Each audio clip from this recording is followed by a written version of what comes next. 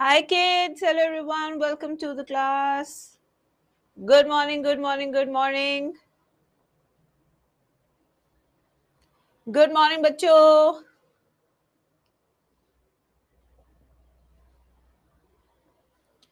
Good morning.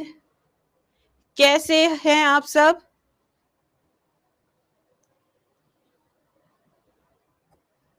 तो बच्चों 2 minute बातचीत करने आप लोगों से.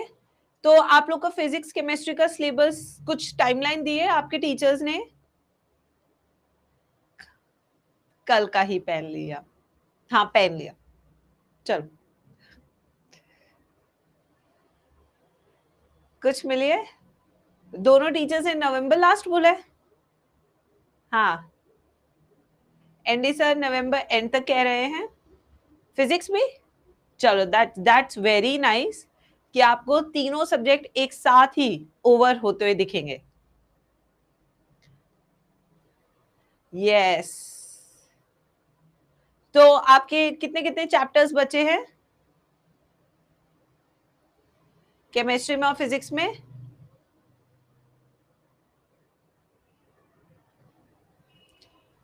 बायो में तो अभी कहने को बहुत सारे चैप्टर बचे हैं. 5 केमिस्ट्री में, यानी कि अभी भी सबसे ज्यादा बायो के ही चैप्टर्स बचे हैं.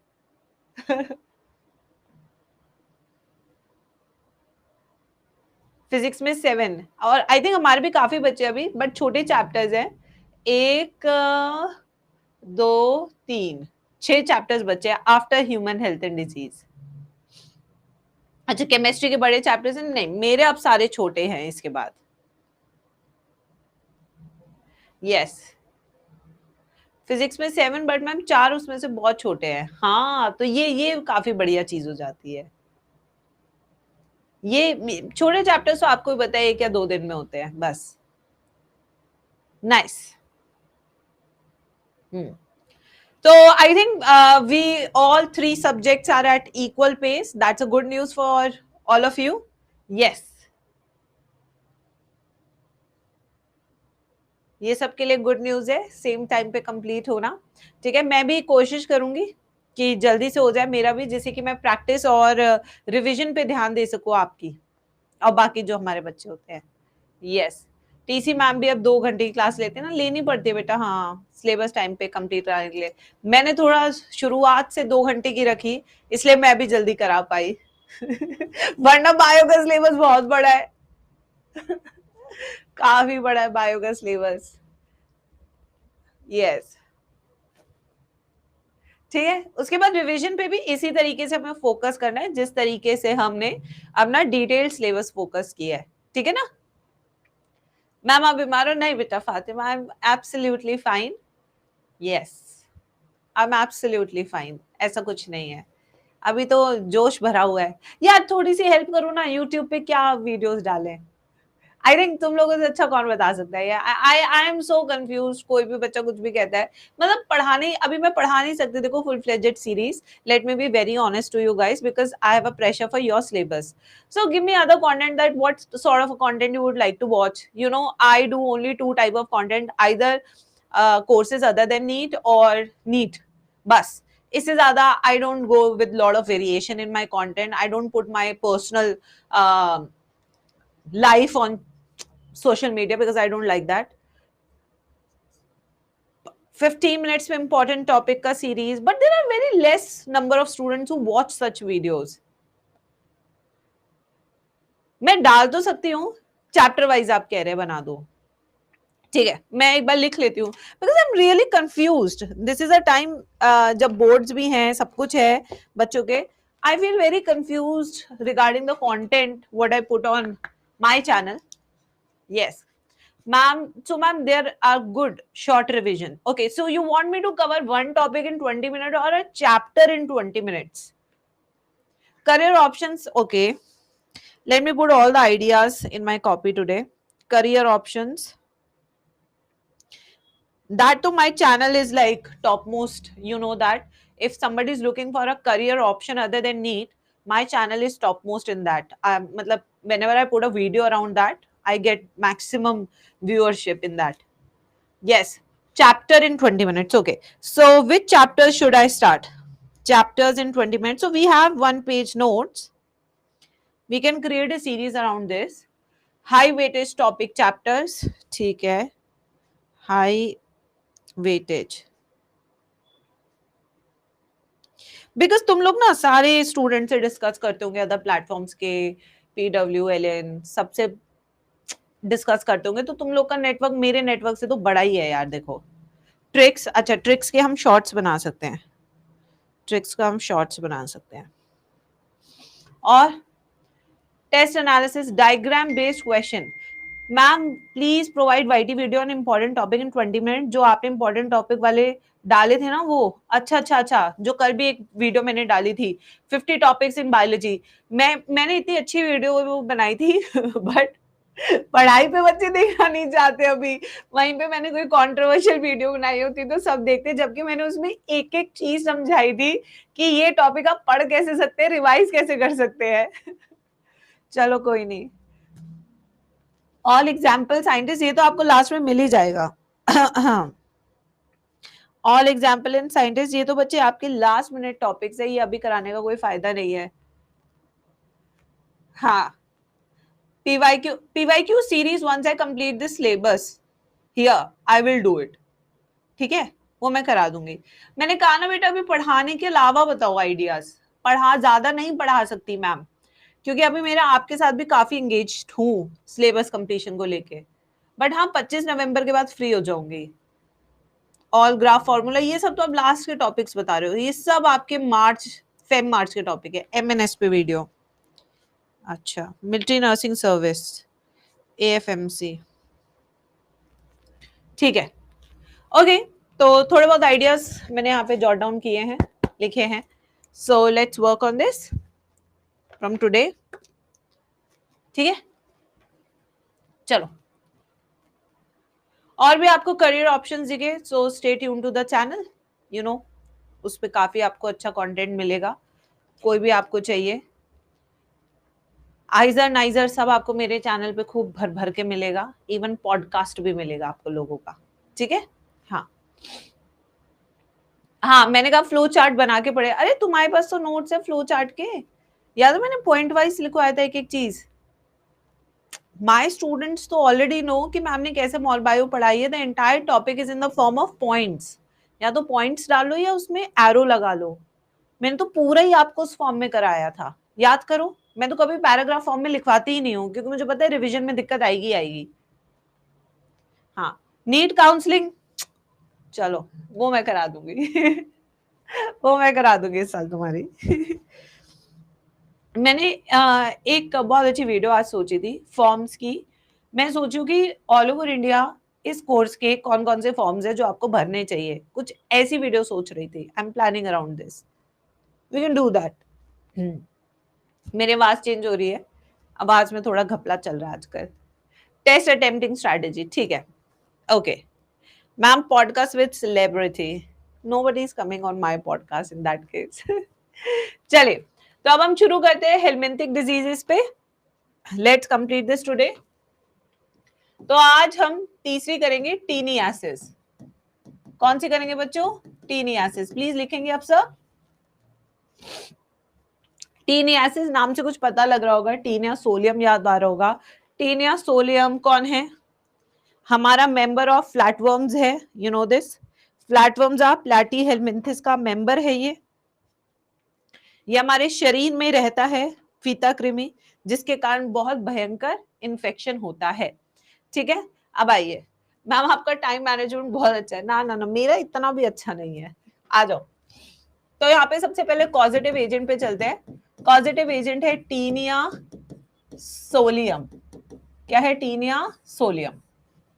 ये एक एंडोपैरासाइट है स्मॉल इंटेस्टाइन का. क्या है बच्चों? ये एक तरह का क्या है? एंडोपैरासाइट है ऑफ स्मॉल इंटेस्टाइन. इसका इन्फेक्शन कैसे होता है? एमओटी. मैम ये डिजीज की टेबल क्यों नहीं बनवाई इनकी? ये इतनी है नहीं ना, इसलिए अभी बनवाऊंगी एक और टेबल. एमओटी कैसे फैलता है ये? टीनियासिस कैसे फैलता है? कच्चा सुअर खाने से, अनकुक्ड पोर्क खाने से फैलता है, ठीक है। कैसे फैलता है? Uncooked pork which is a pig flash खाने से फैलता है, ठीक है बच्चों। जो बेकन आप देखते होंगे वो सब पोर्क होता है, मतलब यहीं से आता है। Bacon is a thigh of pig, ठीक है। अलग अलग पार्ट्स, हैम, बेकन, ये सब अलग अलग पार्ट्स है उसके, जो उसका वो बनता है, ठीक है। Yes, non vegetarian food. अब आते हैं बच्चों इसके सिम्टम्स। सिम्टम्स बिल्कुल स्कैरियासिस जैसे है। वीकनेस रहेगी क्योंकि पैरासाइट है। कॉन्स्टिपेशन भी रहेगा। क्यों कॉन्स्टिपेशन रहेगा? क्योंकि इतने बड़े बड़े वर्म्स है कि वो पॉटी को आगे जाने नहीं देते हैं, ठीक है। एब्डोमिनल पेन रहेगा और ये इतने लंबे लंबे हो जाते हैं। देयर वाज दिस न्यूज, पता नहीं तुमने देखी या नहीं देखी। There was this lady in China, she got her like, उसको एक दिन बहुत तेज दर्द उठा, she went to the hospital. फिर डॉक्टर्स ने उसका अल्ट्रासाउंड किया, उन्हें पता लगा कि कीड़े हैं इसके पेट में। फिर उसका थोड़ा सर्जरी करके हटाया क्योंकि कीड़े काफी थे। एंड 20-20 फुट लंबे टेप वर्म निकले उसके इंटेस्टाइन से। देखिए आपने वो न्यूज? मुझे नहीं पता, आपने देखी नहीं दे? This was a news. 20-20 foot लंबे निकले टेप वर्म्स। हाँ, काफी वायरल हुई थी ये उस टाइम पे। तो ये इसके सिम्टम्स है बच्चों। तो ये हेलमिंथिक डिजीजेज है जो हमने कर ली। अब इसके बाद हम 1D पे चलेंगे, फंगल डिजीजेस पे।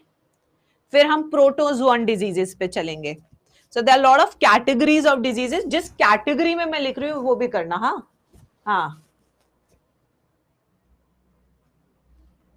मैम, टीन या सोलियम वेट लॉस में लोग इलीगली यूज करते हैं। हाँ नहीं, यस। आजकल तो खैर Ozempic and Mounjaro is in talk of the town.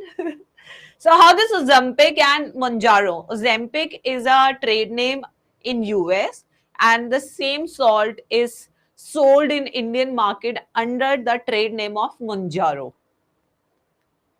ना ना ना वेदांत, मैं तो नहीं ले रही। मेरी तो तुमने वेट लॉस जर्नी हर दिन देखी है बेटा। तुमने तो हर दिन देखी है बेटा। देखो इसके अभी इफेक्ट्स पता नहीं हमें, ये अभी पता लगेंगे 2-4-5 साल बाद, जब लोग रजिस्टर करेंगे कि this was a problem I faced after having Mounjaro और ओजेम्पिक। अब आते हैं next 1.D। Now we will do fungal diseases.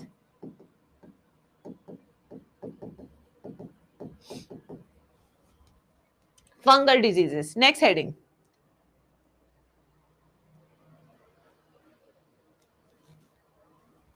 बिल्कुल सही वेदांत, बिल्कुल सही। तो सबसे पहले हम इसमें बात करेंगे आज रिंग वर्म की। Ring worm very very common. देखो फंगस को ग्रो करने के लिए क्या चाहिए? कोई टेबल नहीं बनानी बेटा, टेबल जब बनानी होगी मैं बताऊंगी। फंगस को ग्रो करने के लिए क्या चाहिए? मॉइस्चर। ये हम पढ़ के आए हैं, है ना, फंगल वाले चैप्टर में। मॉइस्चर, अगर आप नहाने के बाद अपने शरीर को अच्छे से ड्राई नहीं कर रहे हैं, सीधा कपड़े पहन ले रहे हैं, so body will have moisture and body heat निकालती है, ये भी आपको पता है। Heat and moisture is a perfect combination for fungal growth. और ये ज्यादातर गर्मियों से ज्यादा सर्दियों में होता है क्योंकि उस टाइम पे बॉडी हीट ज्यादा होती है और पानी देर से सूखता है। सो अब ये मौसम आ चुका है जब आपकी फंगल ग्रोथ चरम सीमा पे पहुंच सकती है।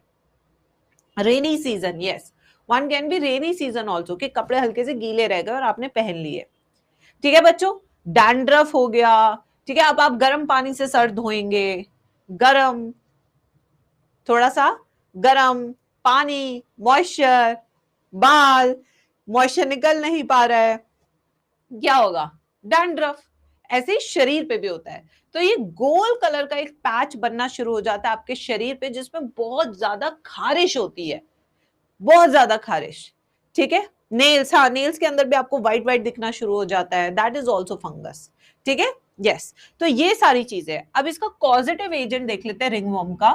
रिंगवर्म का कॉजेटिव एजेंट एनसीईआरटी ने 3 दिए हैं। कितने दिए? 3। कौन कौन से? चलिए देखते हैं। माइक्रोस्पोरम, माइक्रोस्पोरम, एपिडर्मोफाइटॉन,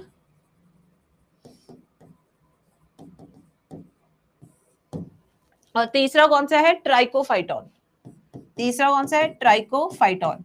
ये सब आपके फंगल वेरिएंट्स हैं जो रिंगवर्म कॉज करते हैं। Eczema is allergy, it is not fungal infection. Eczema is not fungal infection, it's a allergy. ठीक है, अब आते हैं एमओटी, मोड ऑफ ट्रांसमिशन। चलिए भाई, ये तो आप बता सकते हैं। यूज्ड कोम्स एंड यूटेंसिल्स, किसी को डैंड्रफ है, उसका कंगा आपने यूज कर लिया। ठीक है, सो यहां पे कंटैमिनेटेड कोम्स, क्लॉथ, यूटेंसिल्स, ये सब चीजें। जैसे इसका एक मैं कॉमन एग्जांपल आपको बताती हूँ जो कि सुपर अनहाइजीनिक है। आप किसी स्टोर पे गए, वहां पे आपने स्टोर पे जाके एक कपड़ा ट्राई किया and you were having a fungal infection and you didn't like the cloth and you just left it behind.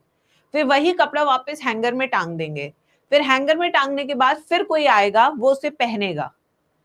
समझ रहे हो ना बात, क्या समझाना चाह रही हूं मैं? Are you understanding this? So जब भी हम कोई नया कपड़ा लेकर आते हैं घर पे, इमीडिएटली आपको उसे वॉश करना चाहिए, फिर ही आपको नया कपड़ा पहनना चाहिए। बिकॉज वो नया कपड़ा कितने लोगों ने ट्राई किया है, किस तरह की स्किन पे ट्राई किया है, you don't know this, you don't know this. And same goes with slippers also. कितने लोग वो जूते ट्राई कर रहे हैं विदाउट सॉक्स, पता नहीं कितना ही मॉइस्चर हो, कितनी ही गंदगी हो, जरूरी थोड़ी सब पेडिक्योर कराते हैं, कोई भी नहीं करता है ना। बहुत कम इंडियंस में तो देखो, ये पेडिक्योर कराना इज लाइक बहुत ही बड़ा ट्रेंड है कि ज्यादातर लोग कराते ही नहीं है। तो आपको नहीं पता ना हाइजीन कैसा है, तो यहाँ पे हम बीमारियों को बुलावा दे देते हैं। ठीक है, यस। तो कंटैमिनेटेड कोई भी चीज आप ना पहने जब तक आपको ये नहीं पता कि वो बिल्कुल साफ है या नहीं। ठीक है, तो जैसे कि शूज हो गए, ये भी आपके, कई बार आपने देखा होगा आप बाहर शूज ट्राई करके आते, खुजली होनी शुरू हो जाती है, खुजली शुरू हो जाती है। जब भी आप बाहर से शूज या कुछ कपड़े ट्राई करके आते हैं, मेरे तो स्पेशली पैरों में खुजली स्टार्ट हो जाती है। हाँ, मेरे आगे पैर बड़े सेंसिटिव है, इसलिए मुझे तो पेडिक्योर बहुत फ्रीक्वेंट कराना पड़ता है, बहुत सेंसिटिव है, तो उसमें खुजली स्टार्ट हो जाती है। तो जब भी मैं कोई नया शूज वगैरह लेकर ट्राई करने जाती हूँ तो आई ऑलवेज वियर सॉक्स, जब ना पहनो खुजली स्टार्ट हो जाती है। तो ये सब चीजें होती है बेटा, क्योंकि पैरों की क्या होती है ना, फिंगर्स के बीच में मॉइस्चर अटका रहता है, पसीना, और गर्म भी रहता है क्योंकि आप शूज पहनते हैं। तो कई बार आपने देखा होगा कि कुछ लोग जूते उतारते तो इतनी गंदी स्मेल आती है, ऐसा लगता है कि यार उठा के फेंक इन जूतों को और तू अपना पैर धो के आ सबसे पहले। तो उसका रीजन यही है, क्योंकि वहां पे आपका बैक्टीरिया और फंगल एक्टिविटी चल रही है। 4 घंटे से आपने जूता पहना है, ठीक है, आप सॉक्स भी धो नहीं रहे हैं, फिर उसके अंदर पसीना भी अटका हुआ है, मॉइस्चर भी है, तो वहां पे ये एक्टिविटी बढ़ जाएगी, बैक्टीरियल और फंगल एक्टिविटी, तो उससे बदबू शुरू हो जाती है। इसलिए कहते हैं रात में पैर धो के सोना चाहिए। ये आपने जरूर सुना होगा कि अक्सर लोग कहते हैं कि जब भी आप रात में सो रहे हैं, सोने से पहले आप पैर धो के सोइए, क्योंकि आप अपने कंबल भी कंटैमिनेट करते हैं, आप अपनी बेडशीट्स भी कंटैमिनेट करते हैं। So this is huge contamination that you can see here. ठीक है बच्चों, यस। तो अब आपको, आई होप यहाँ पे मैं थोड़ा सा आपको हाइजीन बता पा रही हूँ, डेली लाइफ हाइजीन जो आपको फॉलो करना चाहिए। ठीक है, यस। हाँ, ये चीज मैंने बहुत अच्छी देखी है कि जब मैं गांव जाती थी पापा के गांव में, तो वहां पे जैसे पूरा ऐसे हाथ पैर यहाँ तक अच्छे से धो के कुल्ला उल्ला करके then they used to go for sleep. ये उनका स्किन केयर होता था, ये उनका हाइजीन केयर होता था। अभी बट यहाँ पे क्या है, दे आर मोर इंटरेस्टेड कि मैंने चेहरे पे कितनी क्रीम लगाई है, कितना लिप ग्लॉस लगाया है, कितना आंखों पे ये लगाया है, but not concern about the actual hygiene which should be followed before sleep. वो नहीं होता। पापा के गांव में क्या होता था, जैसे उन्होंने खाना खाया, रात में डिनर विनर करते थे, तो वहीं पे हैंड पंप था साथ में, तो हैंड पंप से जो हमारी दादी थी वो ऐसे पानी निकालती थी, वहीं पे सारे घर के लोग खाना खा खा के कुल्ला, यहाँ तक एक बार हाथ धोना, मुंह धोना, पैर धोना और फिर सीधा कमरे में सोने। तो ये वाला काफी अच्छा हाइजीन था देखा जाए तो। ठीक है, अब आते हैं इसके सिम्टम्स भी देख लेते हैं मेरे बच्चों, क्या क्या लक्षण हैं, क्योंकि ये मौसम है अब फंगल इन्फेक्शन का। अब क्या क्या सिम्टम है आप भी बता सकते हैं ना।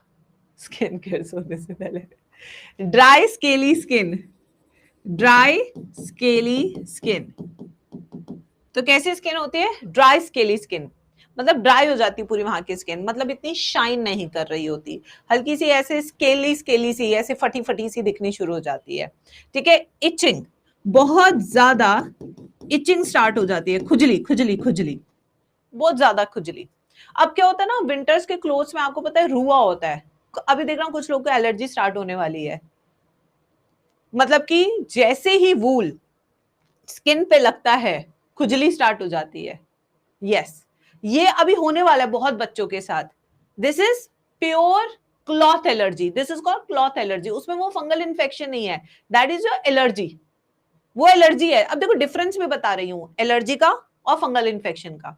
उसमें क्या है, कुछ नहीं दिखेगा स्किन पे, आप कहोगे कुछ भी तो नहीं है, बट आपको ऐसा लगेगा कीड़ा चल रहा है, हल्का हल्का कीड़ा, कीड़ा सा चल रहा है, अरे खुजलाई हो इधर, ऐसा लग रहा है कीड़ा सा चल रहा है, that is your allergy, that is your immune response reacting to that woollen cloth. ठीक है बच्चों, तो ये आपको एलर्जी बताएगा। और बट जब आपको आप उतार के देख रहे हैं रेड रेड स्कार बन रहा है, दैट इज फंगल इन्फेक्शन, तो इनको पहचानना सीखो। ठीक है बच्चों, अब यहां पे इचिंग हो गई, अब यहां पे लेशंस, कई बार आप इतना खुजला देते हैं कि लाल कलर के धब्बे बन जाते हैं, उसमें से खून भी आना शुरू हो जाता है। ठीक है, राउंड पैचेस, राउंड पैचेस की फॉर्म में आते हैं, और शरीर के अंदर भी हो सकता है फंगल इन्फेक्शन, शरीर के बाहर भी हो सकता है, बता दूं, ये कभी मत सोचना सिर्फ शरीर के बाहर होता है fungal infection, no, fungal infection अंदर भी होता है, क्योंकि अंदर का शरीर भी मॉइस्ट है, गर्म है, कहीं पे भी हो सकता है फंगल इन्फेक्शन, डोंट थिंक कि बाहर होता है बस। ठीक है, यस, तो ये सब चीजें। रेडनेस लिखा है मैंने, नहीं, redness is also a symptom, redness. इसका सबसे बेहतरीन इलाज फंगल इन्फेक्शन का क्या है, स्पेशली ग्रोइन एरियाज का मैं आपको बता रही हूँ। ग्रोइन एरियाज कौन से होते हैं आपको पता है, जो पैरों के बीच का एरिया होता है। ठीक है, समझ पा रहे हैं ना सब, पैरों के बीच का एरिया, क्योंकि वो सबसे ज्यादा मॉइस्ट एरिया होता है हमारे शरीर का और सबसे वार्म भी होता है। तो उस केस में आपने देखा होगा कई बार लड़के जो हैं खड़े खड़े ऐसे खुजलाते रहते हैं ऐसे। ठीक है, यस, अब देखो उनकी गलती नहीं है, अब हो क्या रहा है ना, वार्म है, ड्राइनेस है, तो इचिंग होगी। Now that is a primary symptom of fungal infection. अब उसको बुरा मत मानो, छी छी छी छी छी छी। अब इसमें क्या है, इनको समझाना पड़ेगा कि जब आप नहाते हैं सुबह सुबह, उसके बाद अच्छे से ड्राई करके उसे टाइम दीजिए ड्राई करने का। ठीक है, ये गोज फॉर गर्ल्स ऑल्सो, अच्छे से आप ड्राई कीजिए। उसके बाद अगर बहुत ज्यादा आपको इचिंग का प्रॉब्लम है तो ट्यूब्स आती है, वो आपको लगानी है, जो anti fungal anti bacterial tubes हो। उसके बाद देखना आप बिल्कुल कंफर्टेबली आप जा सकते हैं। अभी आजकल क्या हो रहा है मैं आपको बताती हूँ, एक बच्चे ने बड़ा अच्छा क्वेश्चन पूछा था, एक उसने मुझे रील भेजी, उस रील में क्या था, एक काफी हेल्दी गर्ल थी, वो हेल्दी गर्ल साइकिलिंग पे जा रही थी। तो उसने क्या किया, साइकिलिंग पे जाने से पहले उसने एक स्टिक निकाली और उसने उस स्टिक अपने दोनों थाइस के अंडर साइड, अंदर की साइड ऐसे उसे रब किया। तो उस बच्चे ने मेरे से पूछा, ma'am what is this, I don't recognise this. ठीक है, ये ट्यूब क्या है जो वो दोनों साइड रब कर रही है। और आजकल जितने भी साइकिलिंग वाले लोग होते हैं, चाहे मोटे हो पतले हो कैसे भी, वो सब वो रब करके जाते हो। तो that is your anti fungal anti bacterial tubes. क्योंकि जब आप बहुत ज्यादा साइकिलिंग करते हैं, पसीना तो आएगा ही, और उससे क्या होगा, बहुत ज्यादा आपकी क्या होगी, इन्फेक्शन के चांसेस बढ़ जाते हैं, इचिंग के चांसेस बढ़ जाते हैं। अब तुम साइकिलिंग रोक के साइकिलिंग कंपटीशन में खुजलाने तो नहीं बैठोगे ना, रुक भाई पहले खुजला लेता हूं फिर कुछ करूंगा। यस, ऐसे नहीं हो सकता। तो इजी रहे पूरा प्रोसेस, खुजली वुजली ना हो, तो आजकल वो रब करके जाते हैं। तो उसका यही आइडिया है। ठीक है बच्चों, यस, समझ आया। तो ये सब चीजें इसमें। अब इसकी ट्रीटमेंट जैसे मैंने अभी आपको बताया कि सबसे पहले तो अपने शरीर को पूरा हवा लगा के ड्राई कीजिए प्लीज। अगर आप नहीं ड्राई कर रहे हैं तो प्रॉब्लम होगी ही होगी और आपको पता भी नहीं चलेगा। और एक बार फंगल इन्फेक्शन आपके शरीर में लग गया तो अब वो घर बन चुका है। ठीक है मैम, स्किन मोटी होती है मतलब मैम नेल्स में भी तो होते हैं फंगस। हाँ पैरों में होते हैं ना, पैरों के नेल्स में सबसे ज्यादा होते हैं। जो व्हाइट व्हाइट आप खुरच के निकालते हैं सारा फंगस है, सारा का सारा फंगस है। जो अंदर निकालते हैं आप खुरच खुरच के, सारा फंगस है। अब आते हैं ट्रीटमेंट इसका एक बहुत अच्छा एब्जॉर्ब्स करके एक टैल्क आता है मार्केट में, उसका नाम है क्लॉट्रीमazole। उसके अंदर सॉल्ट होता है क्लॉट्रीमazole। दिस इज एंटी फंगल, ये सबसे ज्यादा यूज होता है।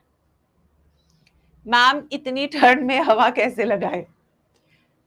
तौलिया से पोंछ लो बेटा सुबिया। यस ये ट्रीटमेंट है उसका। हाँ थोड़ी सी दीक्षा। अब देखो और भी है, जैसे यहाँ पे इसके और भी हैं। ओके ग्रोइन एरियाज या बियर्ड, और कौन सा था, फुट, इनमें भी आपकी खुजली बहुत होती है। इन 3 एरियाज में खुजली सबसे ज्यादा होती है। ठीक है clotrimazole is the name of the salt बेटा तन्वी, सॉल्ट का नाम है। ग्रोइन बिटवीन लेग्स वाला एरिया। ठीक है तो ये इसके लिए क्या है, इसका है टीनिया, फंगस का नाम tinea pedis, tinea barbae, tinea cruris. ये भी क्या है, फंगस है आपकी। जैसे लड़कों को यहाँ पे बहुत खुजली होती है बियर्ड में, देखा होगा आपने, पहले ऐसे करेंगे फिर दाढ़ी सेट करेंगे, चिन बनाएंगे अपनी, यस जॉ लाइन। जिस दिन कटवा दो इनकी ये ऐसे गोल गप्पे निकल के आते हैं।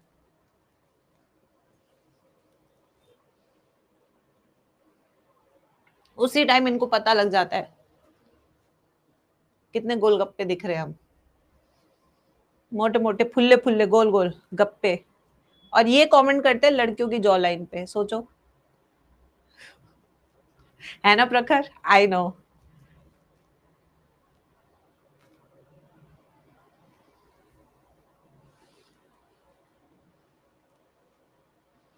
लिख लिया सबने? Now let's start with 1E protozoan diseases. Ma'am मेरे डॉग को बहुत रेडनेस, हाँ तो बेटा हनी वही है, फंगल इन्फेक्शन।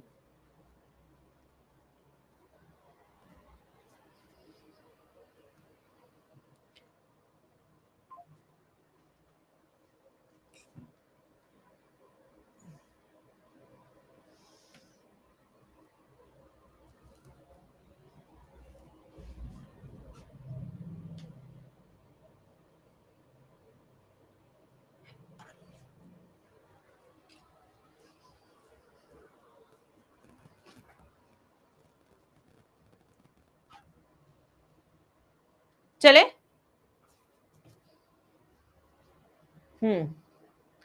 किलोसिस नहीं, किलोसिस होता है कमी से, विटामिन बी की, राइबोफ्लेविन की कमी से, यहाँ पे कट लग जाता है, कट। एंटी है कौन इस पेपर पूछ रहे, thank you so much, thank you. चलो अब नेक्स्ट आते हैं 1E प्रोटोजोन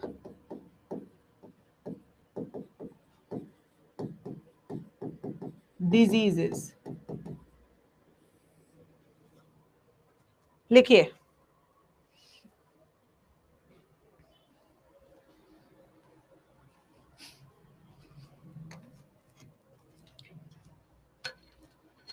ड्राइनेस तन्वी,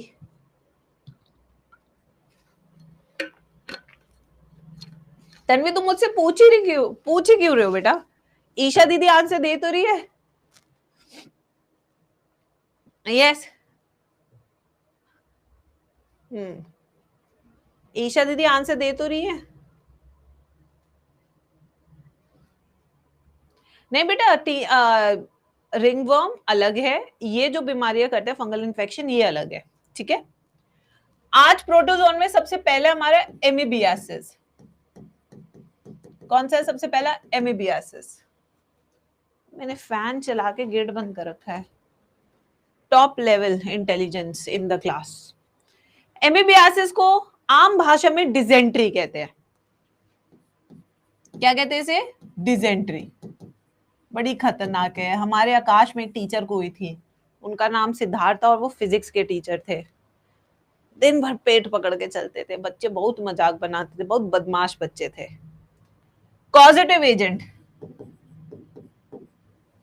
क्या है इसका causative agent? Entamoeba histolytica. Entamoeba histolytica. कहां का एंडो पैरासाइट है? Small intestine, large intestine. यही सबसे इंपॉर्टेंट पॉइंट बन जाता है इसका, ठीक है। ये है endoparasite of large intestine. यहां पे थोड़ा सा स्टोरी में ट्विस्ट आता हुआ as compare to other causative agents. Large intestine का ये एमओटी फैलता कैसा है ये? इसकी मैकेनिकल कैरियर है, नॉट वेक्टर, मैकेनिकल कैरियर। वो है हाउस फ्लाई, यानी कि मस्का डोमेस्टिका। क्या होता है मैकेनिकल कैरियर? वेक्टर और मैकेनिकल कैरियर में क्या फर्क है? वेक्टर के अंदर पॉजिटिव एजेंट की लाइफ साइकिल चलती है, यहां लाइफ साइकिल में कोई सपोर्ट नहीं करता कैरियर। इसका काम है बस यहां से कीटाणु को उठाना और यहां पटकना, बस यही काम है, ठीक है। हाँ, बस ट्रांसपोर्टेशन, कोई भी लाइफ साइकिल नहीं चलेगी,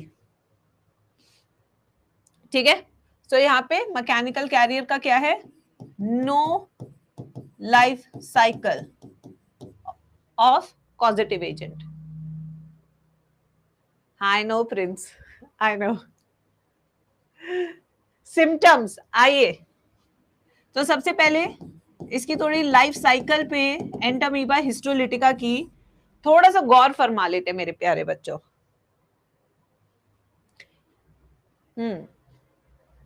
मैम स्किन ड्राई होकर छोटे छोटे दाने निकल आते हैं। बेटा कुछ डर्मेटोलॉजिस्ट पे पैसे खर्च करो, सारे इलाज मुझसे ही पूछोगे क्या? जाओ जाओ, अपने दीदी भैया जिनको फॉलो करते उनसे पूछो ना ये इलाज, एमबीबीएस किए हैं वो भी फ्री में मैम। हाँ, एमबीबीएस करते हैं वो भी, उनसे तो कुछ नहीं पूछते, उनसे तो भैया आप जो बोलते हो ना दिल को छू जाती है बात, आप ही हो जो हो, आपने आज पढ़ाया तो समझ में आया। यस, आ जाओ बेटा, लाइफ साइकिल पे आ जाते इसी बात पे। ताना मारना तो मैम की आदत है ही बीच बीच में। अब यहाँ पे हम क्या कर रहे हैं लाइफ साइकिल में? दो तरह की स्टेजेस है इनकी लाइफ साइकिल में। एक होती है माइन्यूटा, छोटी दीदी, और एक होती है मैग्ना, बड़ी दीदी। माइन्यूटा एंड मैग्ना, ठीक है। देख रही हूं मैं। तुम भी कम नहीं हो, एक साथ मिलके बार कर रहे हो मैम पे। कोई नहीं, अभी मेरा टाइम भी आएगा। माइन्यूटा एंड मैग्ना।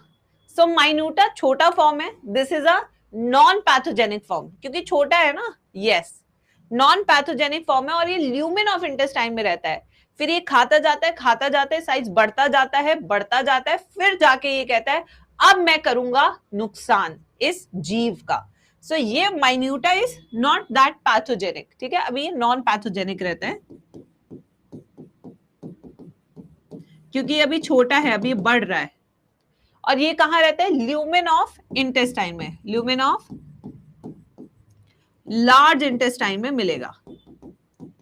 फिर जब ये बड़ा हो जाता है तो ये बन जाता है मैग्ना। बड़ा होके क्या बन जाता है? मैग्ना। मैग्ना जब ये बनता है तब ये रहता है सब mucosa layer of large intestine, यानी लार्ज इंटेस्टाइन की जो मेम्ब्रेन्स है उसमें घुस जाता है और फिर प्रॉब्लम करता है। अब आप कहेंगे मैम क्या क्या प्रॉब्लम करता है? सबसे पहले स्टूल्स विद ब्लड, जब जब पॉटी आएगी तो खून की धार भी आएगी। प्लीज बेटा do not take anybody's name, I don't like this, don't. She has done wonderful in her life. Yes, she has done wonderful in her life and trust me, कहीं ना कहीं हर बच्चा उनके जैसा ही बनना चाहता है।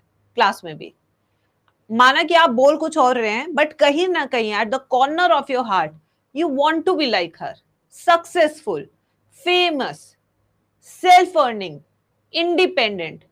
तो प्लीज हमेशा नेगेटिविटी नहीं करनी चाहिए, ठीक है? I don't like this. वो तुम थोड़ा मजाक में ऐसे बोल देते हैं, but please don't target her. No, you should not take names. People are actually running their channels on her name by creating some फालतू का videos against her, which is very bad. I have seen personally how much struggle she has done from day one. जब भी कोई famous होता है तब तो आती है ना कीचड़ डालने के लिए, बट स्ट्रगल किसी ने देखा है? हम तो देख रहे हैं ना 5-6 साल से उसको। यस, मैं तो देख रही हूं। I am proud of her यार, I am really proud of Rakshita. Please don't do this, don't ever say this, I don't like it, ठीक है? चलो, तो ये क्या है? Stools with blood. इसके बाद जब वो मेम्ब्रेन में घुस जाते हैं तो क्या होता है? अल्सर्स। अल्सर क्या होते हैं? बड़े बड़े दाने, और उससे खून निकलना शुरू हो जाता है, ठीक है? क्या निकलता है? खून। और प्लस खून निकल रहा है तो ऑफकोर्स स्टूल के साथ तो वो भी आएगा ही। और यहाँ पे वीकनेस बहुत ज्यादा हो जाती है, बेटा कुछ खाया पिया नहीं जाता है, क्योंकि पानी का एब्जॉर्प्शन नहीं हो रहा, मिनरल्स का एब्जॉर्प्शन नहीं हो रहा, तो आप बहुत कमजोर महसूस करते हैं जब ये सब चीजें होती है तो, ठीक है?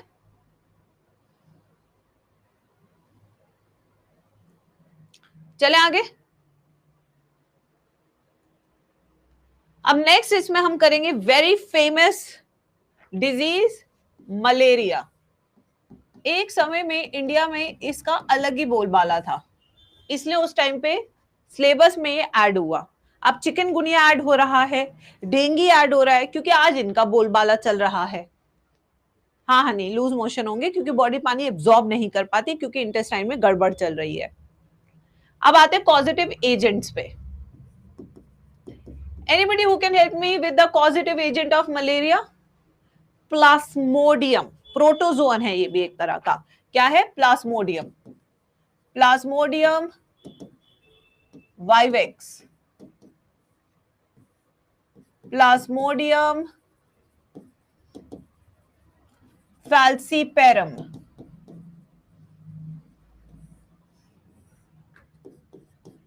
प्लाज्मोडियम मलेरिया,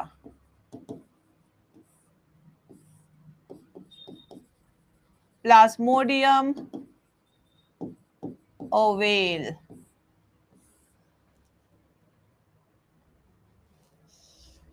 इनमें से एक क्वेश्चन आता है कि सबसे खतरनाक कौन सा है।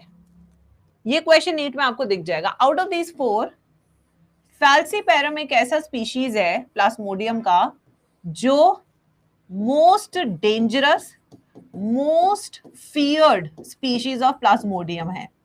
ये आपको नॉर्थ ईस्ट स्टेट्स में स्पीशीज पाया जाता है सबसे ज्यादा, the most wild form of the species. इसमें जो हीमोलिसिस है, हीमोलिसिस वो सबसे ज्यादा होता है। क्या होता है हीमोलिसिस? Breakdown of RBC. क्या होता है haemolysis? Breakdown of RBC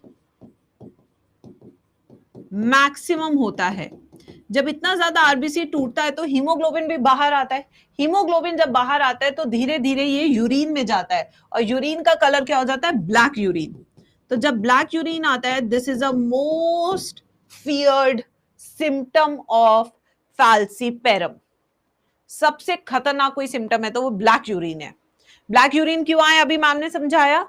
haemolysis हुआ, खूब सारा आरबीसी टूटा, खूब सारा क्या आ गया बाहर? क्या आ गया? प्लाज्मा में हीमोग्लोबिन, हीमोग्लोबिन का कलर, प्लाज्मा का कलर स्ट्रॉ येलो होता है, वो भी क्या हो गया, रेड हो गया, क्योंकि हीमोग्लोबिन उसमें आ गया। अब वो जब फिल्टर होने जाएगा किडनी से, तो किडनी इसको भी बाहर निकाल देगी हीमोग्लोबिन को, तो ब्लैक हो जाएगा यूरिन। ठीक है, next MOT, mode of transmission. मच्छर का नाम बता दे, female Anopheles, very good, female Anopheles. अब बच्चे सवाल पूछते कई बार, ma'am why not male Anopheles, why? क्योंकि फीमेल एनोफिलीज इसलिए खून चूसती है क्योंकि उसे अपने बच्चों को न्यूट्रिशन देना होता है। माँ का काम तो यही है बच्चे, अपने बच्चों के लिए वो किसी का भी खून चूस सकती है। तो prime example is female anopheles. ठीक है, तो ये फीमेल एनोफिलीज मैकेनिकल कैरियर नहीं है बल्कि वेक्टर है, यानी कि इसके बिना लाइफ साइकिल प्लाज्मोडियम की कंप्लीट नहीं हो सकती। ठीक है, नाउ नेक्स्ट प्रिवेंशन। आखिर मलेरिया से कैसे बचा जा सकता है? पूरे कपड़े पहने, specially in the season of mosquitoes, उस टाइम पे ज्यादा स्टाइल ना मारे। ठीक है, जहां कहीं पानी, खड़ा हुआ पानी है, उसके अंदर या तो केरोसिन ऑयल मिक्स कर दे या फिर साफ ही कर दे तो बेस्ट है। पानी इकट्ठा ना होने दे, क्योंकि that becomes a breeding ground for these anopheles larva. ठीक है, तो यहां पे एक मछली भी इंट्रोड्यूस कर देते हैं ऐसे पानी में, उस मछली का नाम है गैम्बूशिया। क्या है मछली का नाम? गैम्बूशिया। ये भी नीट में पूछा जाता है। ये एक तरह की फिश है Gambusia, which feeds on larva of Anopheles. तो एनोफिलीज के लार्वा को खा जाएगी तो एनोफिलीज बनेगी नहीं, तो फैलाएगी भी नहीं क्या, प्लाज्मोडियम का इंफेक्शन। आखिर मलेरिया के क्या क्या सिम्टम्स होते हैं? सिम्टम्स ऑफ मलेरिया, फीवर, और बीच बीच में ठंड लगती है, chills, weakness, loss of appetite, anorexia. ऐसे लोग को इमीडिएटली आपको क्या देना चाहिए? नारियल पानी। इमीडिएटली क्या देना चाहिए? नारियल पानी। नारियल पानी देसी ग्लूकोज की बोतल है, हफ्ते में आपको नारियल पानी पीना चाहिए बेटा, 2 बार हफ्ते में हर बच्चे को नारियल पानी पीना चाहिए, for immunity, for skin, for hair, for electrolyte balance in your body.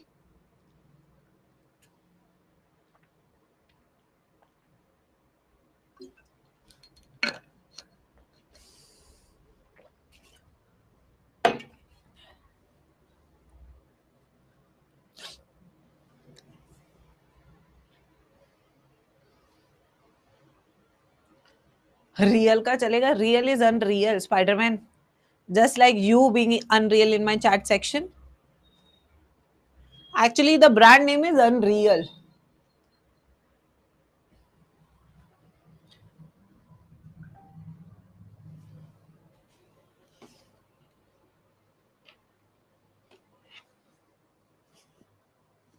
लिख लिया सबने?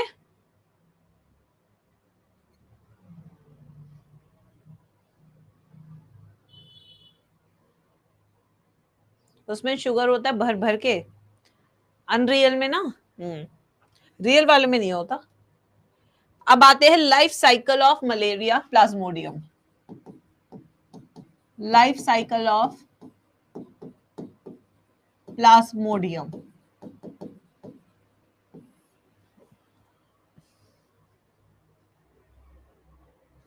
अभी बताऊंगे बेटा नन्या इसका भी रीजन आपको, अभी बस मुझे लाइफ साइकिल समझाने दो, उसी में तुम्हें पता लग जाएगा।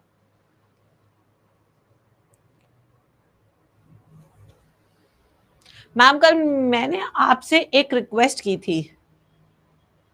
अच्छा,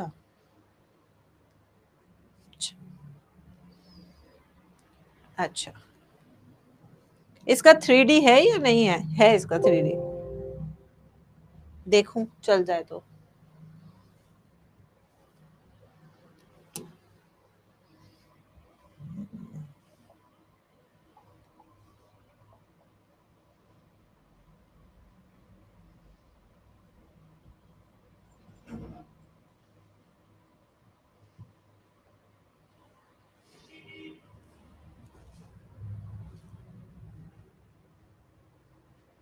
मूवी टाइम गाइस। वेटरनरी पर वीडियो, अच्छा वेटरनरी पे बेटा उसकी तो पहले रिसर्च होगी, उससे टाइम लगेगा। I never post any video without research. बताना इसका क्या पासवर्ड था?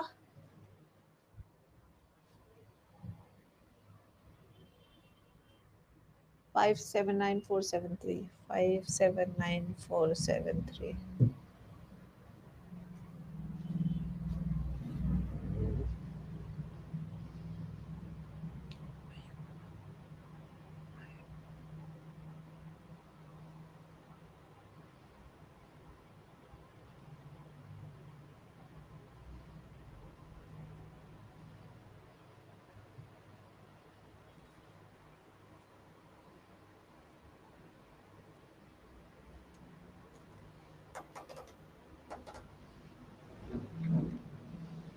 मैम को याद नहीं हुआ, इनको याद है।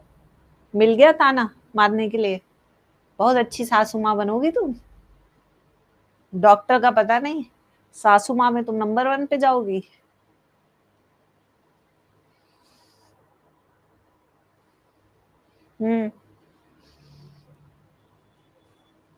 होने दो डाउनलोड। मेरी क्लास का टाइम वेस्ट कराते हो बस, और कुछ नहीं। चाहते ही नहीं है बायो पहले जीत जाए सिलेबस कंप्लीट करा के। यहाँ मैं संडे को भी 2-2 क्लास लेती हूँ, बट इनको बीच में हुचक उठती रहती है क्लासेस के बीच में।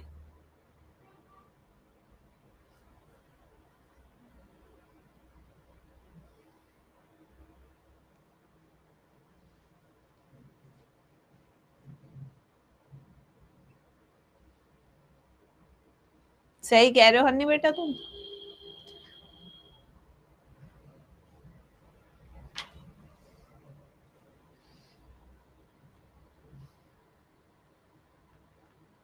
वाईफाई स्लो है मैम का।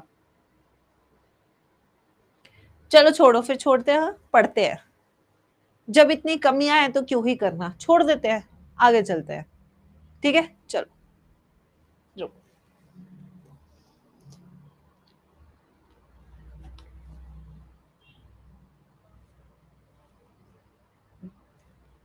कम बोलो इसलिए।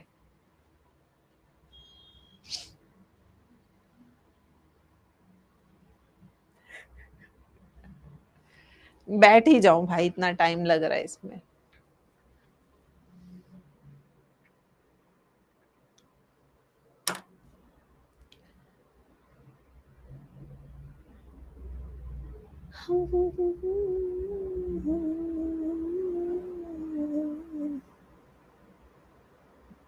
Here in this experiential module, let's learn how typhoid is transmitted to humans.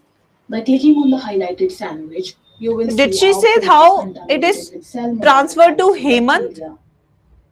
Did she say Hemant? My God.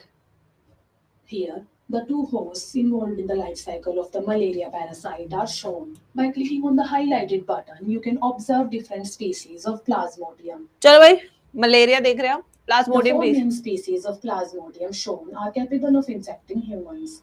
Now, click on the highlighted button to learn the life cycle stages of Plasmodium. तो ये कौन सी है सबसे deadly वाली? Falciparum, ये malaria, योवेल, ये vivax.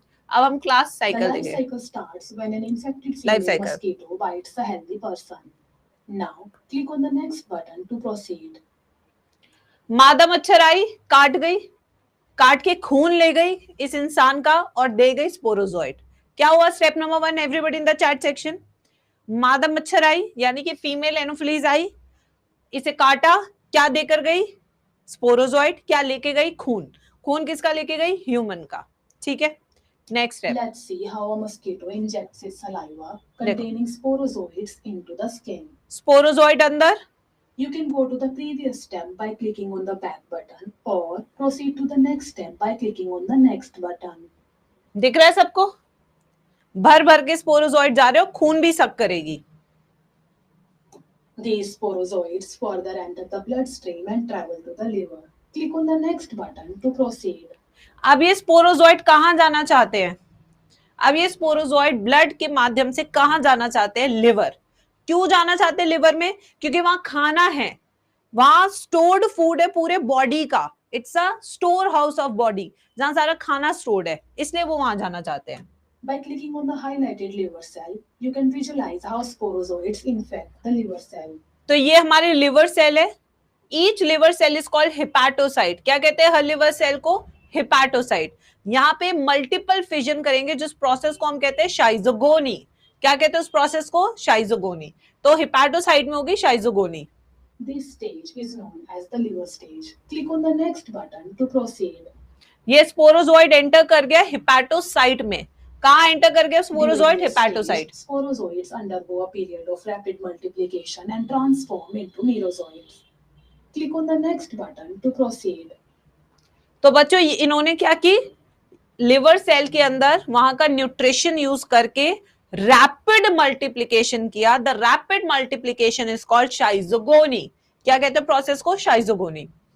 उससे क्या हुआ? इनका नंबर बहुत सारा हो गया सेल के अंदर. Now they are not called sporozoite, now they are called merozoites. अब इनका नाम क्या हो गया? मीरोजोइड. क्योंकि लिवर में आके इन्होंने साइज भी बढ़ाया और नंबर भी बढ़ाया, तो इसलिए अब इन्हें स्पोरोजोइट्स नहीं कहेंगे बल्कि मीरोजोइट्स कहेंगे. ठीक है. Merozoites further burst out of the liver cell to enter the bloodstream. ये Click on देखिए. the next button to proceed. अब उस सेल के अंदर इतने सारे मीरोजोइट्स हो गए कि सेल मोटा और भारी हो गया. जब वो मोटा और भारी हो गया तो अल्टीमेटली वो फट जाएगा. तो बर्स्टिंग ऑफ हिपैटोसाइट्स. जैसे हिपैटोसाइट बर्स्ट किया तो आपने देखे मीरोजोइट निकल के आए. क्या निकल के आए? मीरोजोइट्स निकल के आए. ठीक है. Here, you can observe merozoites as tiny and yellow colored flowing in the blood. Click on the next button to proceed. ये रे टाइनी एंड छोटे छोटे वाले, ये मीरोजोइट्स है. अब ब्लड के अंदर इंफेक्शन पहुंच चुका है. Now the infection has reach from liver to the blood stream again. Blood के अंदर अब ये छोटे छोटे मीरोजोइट्स खूब सारे भरे हुए हैं. ठीक है. These merozoites infect red blood cells, leading to the symptomatic phase of malaria. Click on the next button to proceed. अब जब ये मीरोजोइट इस आरबीसी को इन्फेक्ट करेगा, this is symptomatic phase. Symptomatic phase का मतलब क्या? अब सिम्टम्स आएंगे. अभी तक तो सिम्टम्स ही नहीं आए थे, अभी तक सब अंदर चल रहा है. अभी तुम छोला भटूरा भी खा रहे हो, गोलगप्पा भी खा रहे हो. इस स्टेज पे जाके तुम्हें पता लगा ठंड लग रही है, बस यहाँ पे कांड हो लिया. ठीक है. Once inside the red blood cell, merozoite replicates asexually and increases its number. Click on the next button to proceed. अब ये मीरोजोइड आरबीसी के अंदर जाएंगे, हीमोग्लोबिन खाएंगे और अपना नंबर बढ़ाएंगे. ठीक है. क्या किया? वापस से मीरोजोइड आरबीसी के अंदर गया. आरबीसी के अंदर सिर्फ हीमोग्लोबिन होता है खाने के लिए, और कुछ होता ही नहीं है. खाली है बिल्कुल सेल. अब ये जाएंगे, खाएंगे. ठीक है. और अपना नंबर बढ़ाएंगे. पहले वहां पे भोजन खा रहे थे, यहाँ पे हीमोग्लोबिन खा रहे हैं. अलग अलग चॉइस है भाई सबकी. The red blood cell ruptures and releases the new merozoites into the bloodstream. These merozoites then infect other red blood cells, continuing the cycle of infection and multiplication. Click on the next button to proceed.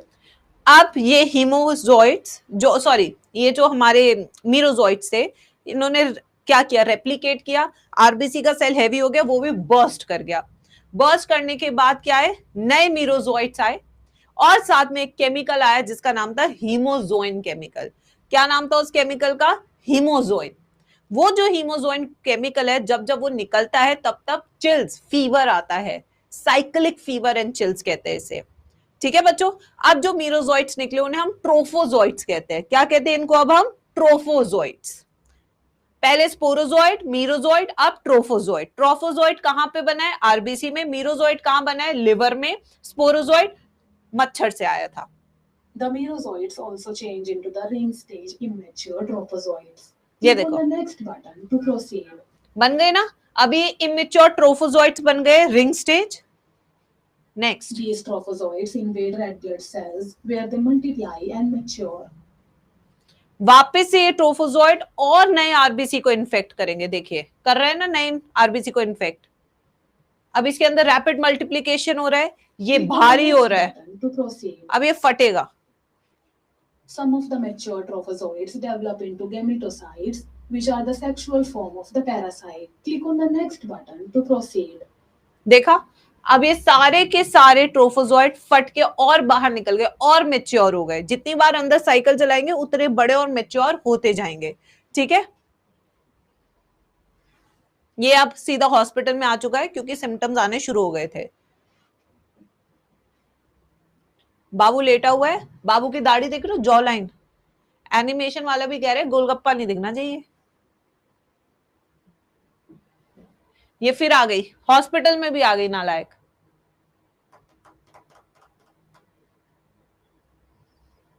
Now, when an uninfected mosquito bites the infected person, these gametocytes enter into the mosquito's body. ये देखो खून चूसती हुई, देखो खून चूस रही है, infected इंसान का खून चूस रही है जिसके अंदर गैमेटोसाइट्स है इस मच्छर के। चूस लिया खून। Press the repeat button to replay the simulation or click on the next. Here, the arrows demonstrate the migration of gametocytes to ये देखो, mosquitoes midgut. ये जो खून चूस रही है, Click on the next ये देखो, button to proceed. Pharynx, oesophagus, फिर इसकी इंटेस्टाइन, ये देखो इसके गट में पहुंच गए हैं सारे। क्या? आपके गैमेटोसाइट्स गट में पहुंच गए हैं। In the midgut, Midgut male wall. and female gametocytes fuse to form a zygote, which then develops into a motile form called an ookinete. Click on the next button to proceed. ये देखो, अब ये दोनों मिल गए, male and female gamete कहां मिल रहे हैं? Mid gut wall of mosquito. यानी कि फर्टिलाइजेशन का हो रही है मस्कीटो के अंदर, ना कि इंसान के अंदर। ठीक है, फर्टिलाइजेशन कहां हो रही है? मिड गट के अंदर। कहां के? मस्कीटो में, ना कि इंसान के अंदर। ये एक इंपॉर्टेंट क्वेश्चन है नीट का। जब फर्टिलाइजेशन होती है तो क्या बनता है? ऊकीनेट। क्या बनता है? ऊकीनेट। जाइगोट को ऊकीनेट बोल रहे हैं। This ookinete further penetrates the mosquito's midgut wall and develops into an oocyst. Click on the next button to proceed. अब ये ऊकीनेट बाहर निकला और oocyst में बदल गया, यानी कि यहां पे फिर से एसेक्सुअल रिप्रोडक्शन होने वाला है। Oocyst undergoes further development and multiplication. Click on the next button to proceed. Here, the arrows demonstrate the migration of sporozoites to mosquitoes' salivary glands, ready to be transmitted to another human host during a subsequent bite. अब ये जो थे हमारे cyst के जितने भी हमारे rapid multiplication हुई, ठीक है, ये स्पोरोजोइट्स अब कहां जा रहे? सलाइवरी ग्लैंड में, जिससे कि एक फिर से हेल्दी इंसान के अंदर इनको डाला जा सके। Click on the reset button to visualize the plasmodium life cycle stages again, or click on the amoebiasis button to learn its transmission. ठीक है,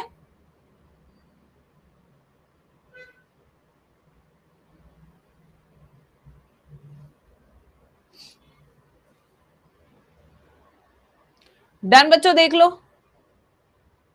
पूरा समझ में आ गया आई गेस लाइफ साइकिल।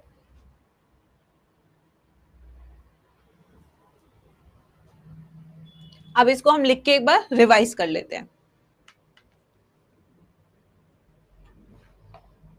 ठीक है, अब इससे अच्छा तो क्या ही विजुअलाइज करा सकते हैं, क्या ही पढ़ा सकते हैं। मैं अगर तुम्हारी जगह होती as a student, I would have loved it. मैं अपने टीचर को 5/5 रेटिंग देती और हर बच्चे को बताती कि जैसा मेरी टीचर पढ़ाती है वैसा कोई नहीं पढ़ा सकता, मैं तुम्हारी जगह होती तो। बट कोई नहीं, सब अपने अपने होते हैं। यस, चलो तो आ जाओ बच्चों। तो यहाँ पे एक हाथ बना लेते हैं एनसीईआरटी वाला। ठीक है, ये हमने बना लिया हाथ। ठीक है, जैसे दीदी लोग करती है ना, लो चुम लो। यस, पहले की लेडीज चुम लो, ऐसा वाला हाथ। तो चुम लेती है मच्छर। ठीक है, भैया तो चले जाते हैं, गुस्से में थे भैया, तो चुम लेता है मच्छर। ये हमने, इसको क्या हो गया, ये हमने बना लिया मच्छर।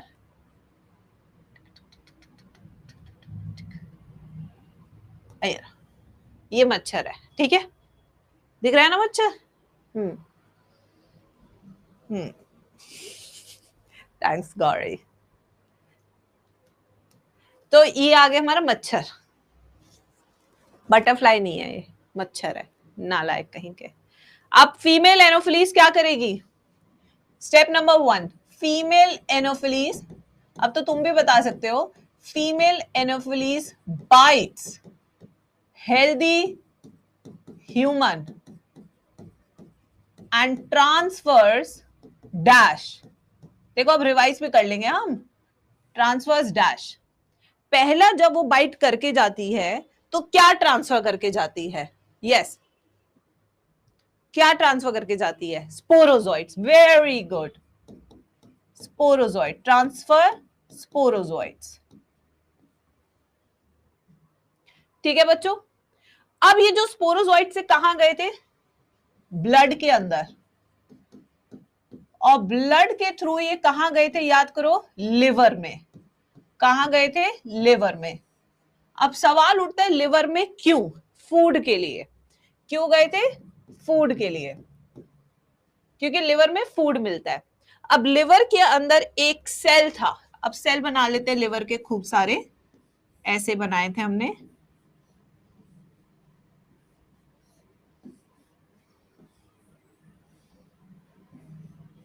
ये लीजिए, ठीक है। इसके अंदर ये क्या है बच्चों? ये हमारा क्या है? Sporozoite. So sporozoite enters into hepatocyte. Hepatocyte क्या है? Liver cell. फिर इसके बाद क्या हो रहा था? Rapid multiplication. फिर ये क्या कर रहे थे? Rapid multiplication. इस रैपिड मल्टीप्लिकेशन की प्रोसेस को क्या बोल रहे थे हम? शाइजोगोनी। क्या कह रहे थे? शाइजोगोनी। शाइजोगोनी, ठीक है। अब रैपिड मल्टीप्लिकेशन हो गया, उसके बाद हेपेटोसाइट बर्स्ट। फिर ये हेपेटोसाइट बर्स्ट करता है to release merozoites. To release what? Merozoites. ये आ गए आपके मीरोजोइट्स। ठीक है बच्चों, अब इसका रैपिड मल्टीप्लिकेशन दिखा देते हैं। खूब सारे मीरोजोइट्स, फिर ये इतना भारी हो जाएगा सेल कि ये बर्स्ट कर जाएगा। यहां तक सब बच्चों को क्लियर है क्लास में? किसी को कोई भी प्रॉब्लम तो नहीं है? This is a second time we are revising, okay. Now इसमें से जो मीरोजोइट है, some merozoite stays in liver for further infection, some enters into bloodstream, some remains in liver, जो लिवर में इंफेक्शन संभालेंगे, and some migrate into blood for further infection। ये वाला point 3D में मिसिंग था। ऐसा नहीं कि सारे के सारे लिवर से उठ के ब्लड में पहुंच जाएंगे, नहीं, ऐसा कभी नहीं होता। कुछ लिवर में हमेशा रहेंगे, कुछ लिवर से माइग्रेट होके वापस ब्लड में चले जाएंगे आरबीसी के इन्फेक्शन के लिए। ठीक है बच्चों, now the merozoites, next step, now the merozoites again enters into blood. अब ये मीरोजोइट क्या कर रहे हैं? ब्लड में एंटर कर रहे हैं। ब्लड में, ब्लड में ये किसको इन्फेक्ट करेंगे? सबसे पहले ये हमारा आरबीसी। आरबीसी के अंदर आ गया हमारा मीरोजोइट, ये रहा मीरोजोइट, ये देखिए, ये बना दिया। सो यहां पे क्या है? Merozoite infects RBC. आरबीसी को इन्फेक्ट किया, फिर क्या किया? Feeds on haemoglobin, very good, feeds on haemoglobin and shows rapid multiplication.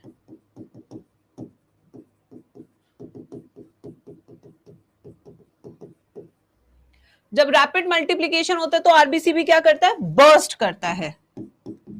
RBC burst to release what?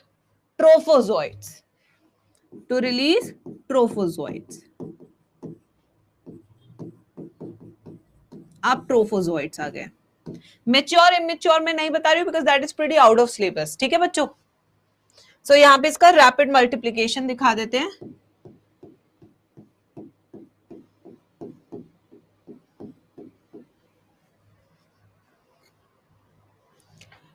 जब ये बर्स्ट करता है आरबीसी तो एक केमिकल भी निकलता है जिसका नाम होता है हीमोजोइन। ये जो केमिकल होता है hemozoin, this is primarily responsible for fever and chills. ये क्या कराता है? Fever and chills. अब ब्लड के अंदर ट्रोफोजोइट्स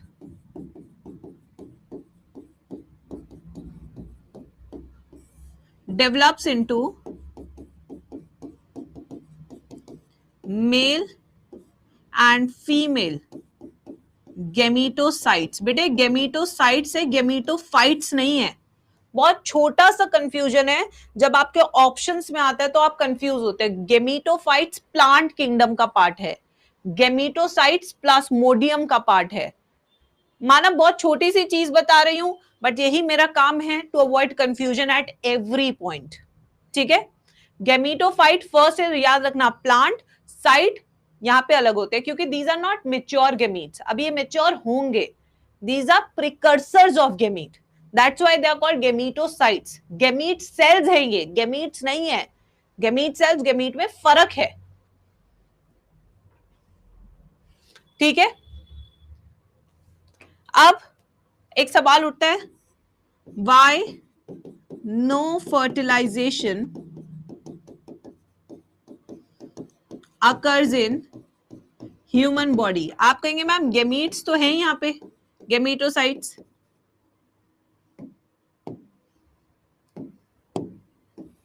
फिर फर्टिलाइजेशन क्यों नहीं हो रही? आगे का भी हो जाता। इसलिए क्योंकि हम वार्म ब्लडेड एनिमल्स है, हमारा टेम्परेचर हाई है और वो टेम्परेचर नहीं सपोर्ट करता इसके फर्दर डेवलपमेंट को, due to high body temperature. इसलिए मजबूरन वापस से मादा मच्छर को आना पड़ता है to suck the blood again. अब वापस से आते हैं। Now these gametocytes, female Anopheles sucks infected blood which carries gametocytes. तो फीमेल एनोफिली सक करेगी infected blood,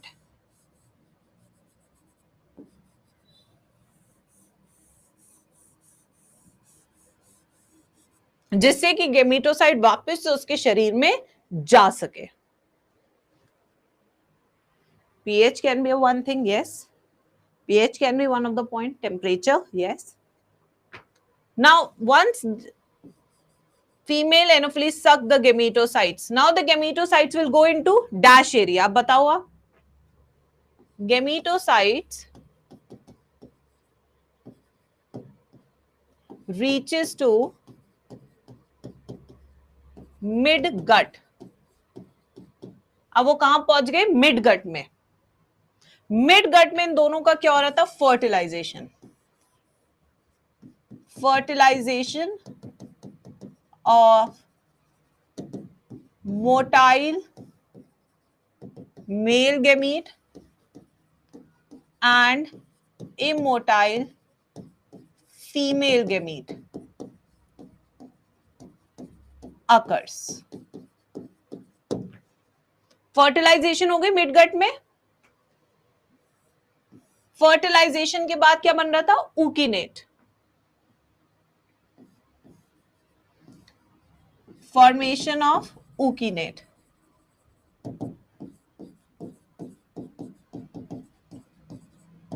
which penetrates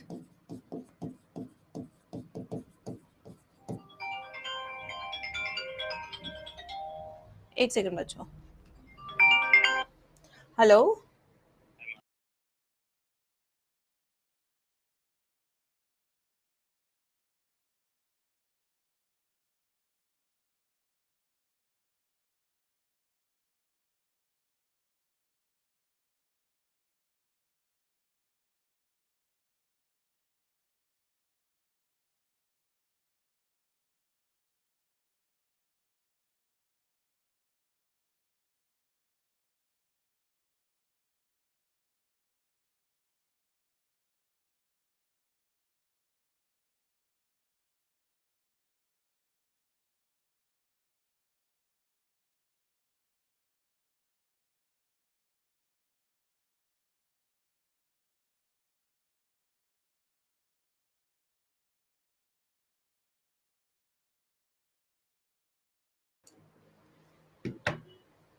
okay, कहाँ पे थे हम? यहाँ पे oocyst, oocyst में rapid multiplication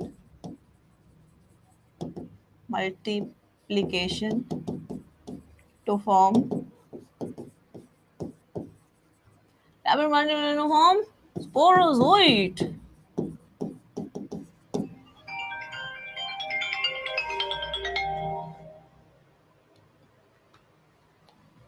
Now these sporozoites goes to salivary gland, जहां से वापस से मच्छर एक हेल्दी ह्यूमन को इन्फेक्ट करती है.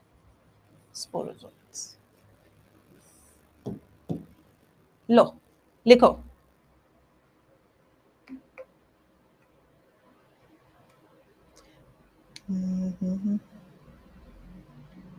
Hello, yes.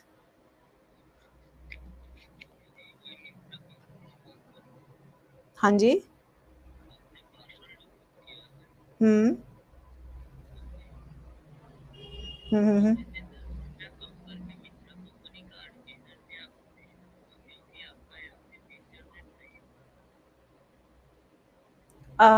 अच्छा ठीक है, मैं खुद देख लूंगी आप पे. ठीक है, थैंक यू. आ गए स्कैम वाले लोग. कह रहा है कि आपने जो पार्सल बुक किया है उसका बिल जनरेट नहीं हो रहा है ऐप पे, तो 10 रुपए कम करके पूरा अमाउंट आपको भेजना है मुझे. आवी आवी कुछ भी, मतलब अगर मान लो 2000 की चीज है तो 10 रुपए कम. 1990 रुपए का स्कैम आया अभी. हाँ, मैं तो एंटरटेन, जहां पैसे की कोई बात करता I don't entertain guys. Simple सा रूल है, अब किसी को अच्छा लगे ना लगे आई डोंट केयर. पैसे की बात करते मेरे को तो सदमा सा लग जाता है. मत करो बात मेरे से कोई भी.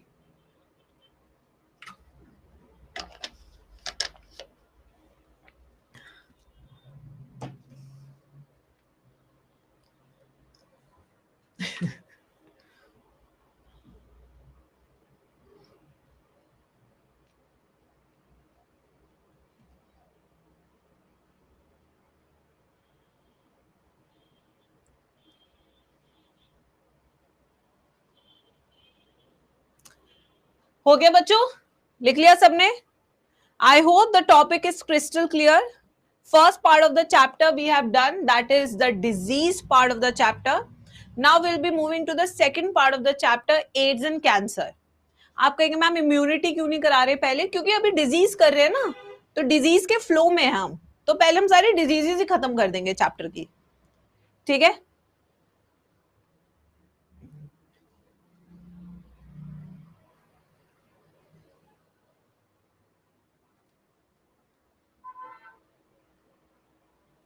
अच्छे से बिल्कुल नोट्स बनाओ, एक एक पॉइंट को क्लियर करो, चाहे विजुअली देखना पड़े वो करो, बट चैप्टर बहुत अच्छे तरीके से समझो, कॉन्सेप्ट्स बना के.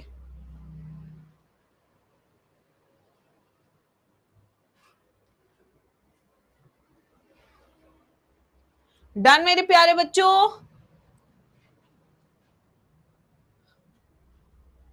चला जाए आगे.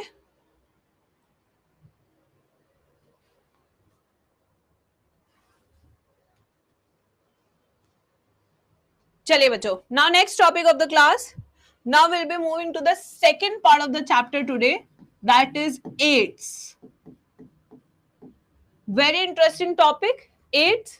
Ads stand for acquired immunodeficiency syndrome.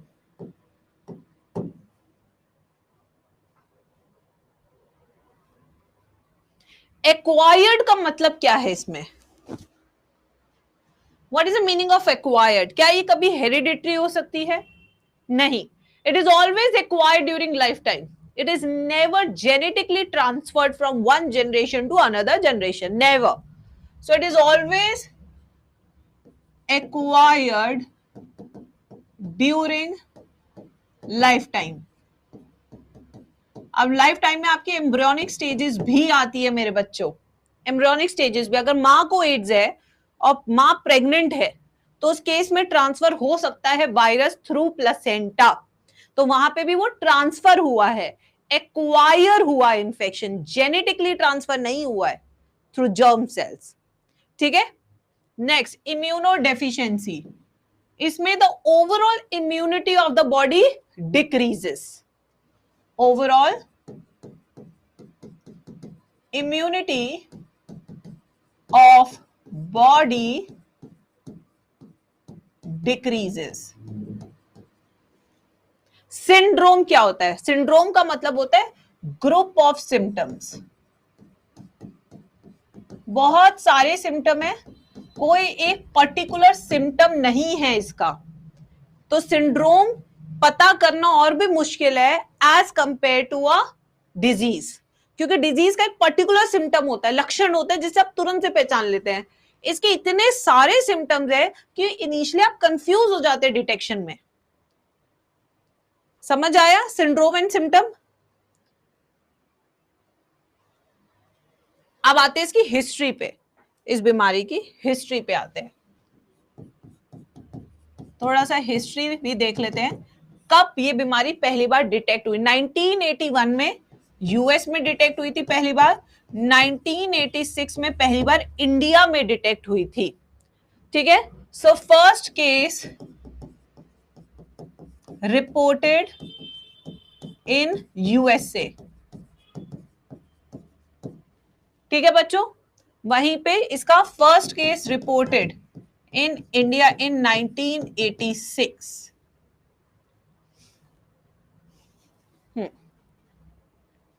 Now there is one NGO, non-governmental organization, which is working for awareness against AIDS. उसका नाम क्या है? ये भी क्वेश्चन आ चुका है, देखो मैंने नोट्स में लिखवाया था, क्वेश्चन आ चुका है नीट में, ये सब मेरे नोट्स में रहता है, इस तरीके से उसका सिंबल रहता है। और ऑर्गेनाइजेशन का नाम क्या है? नैको, नेशनल एड्स कंट्रोल ऑर्गेनाइजेशन।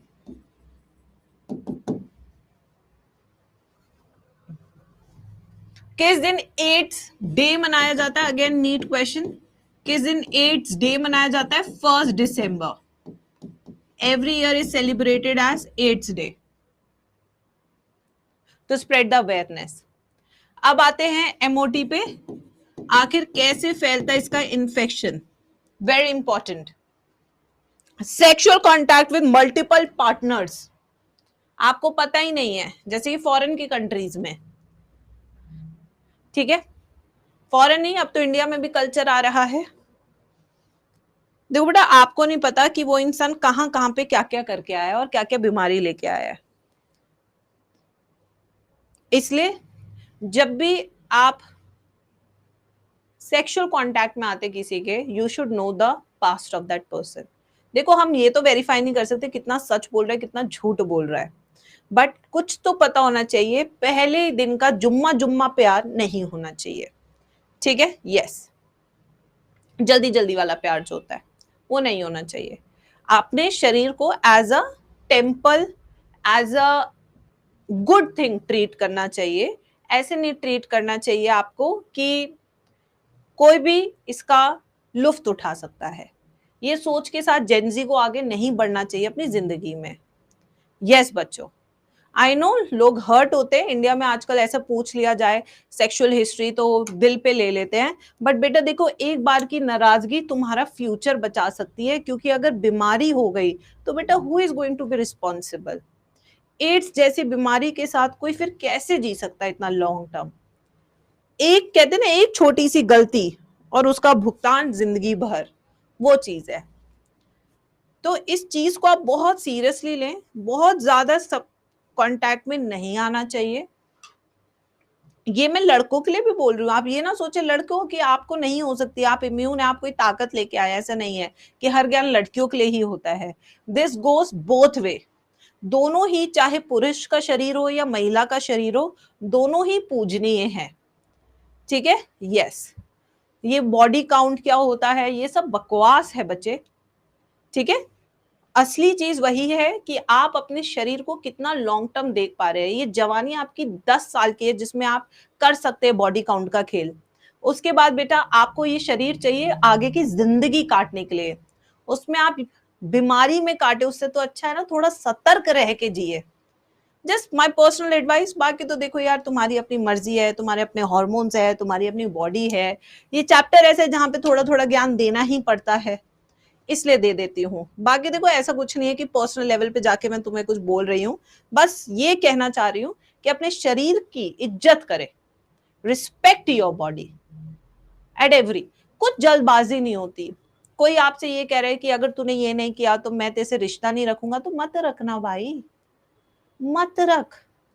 आप फोमो में मत जिया करो, हर चीज का रिप्लेसमेंट है इस दुनिया में, मत करो। जा, कल का जाता तू आज जा, जा तू जा।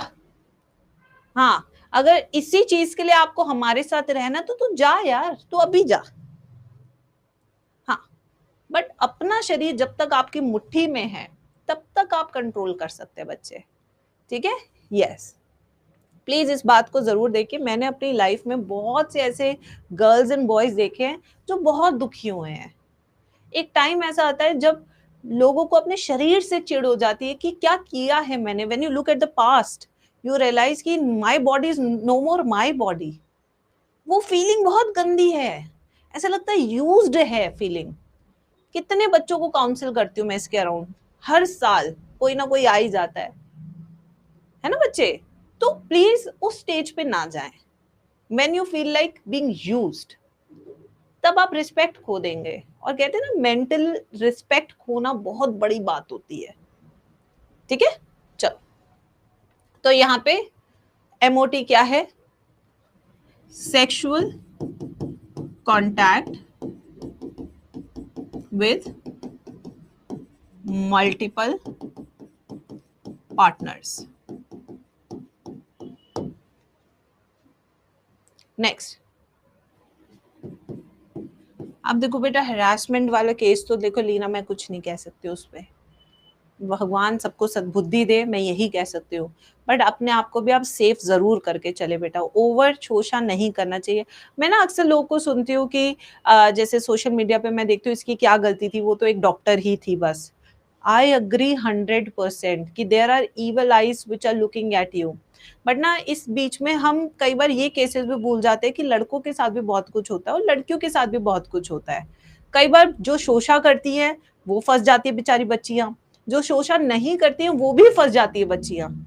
तो अब इसका कोई मेरे पास एक ठोस सोल्यूशन नहीं है।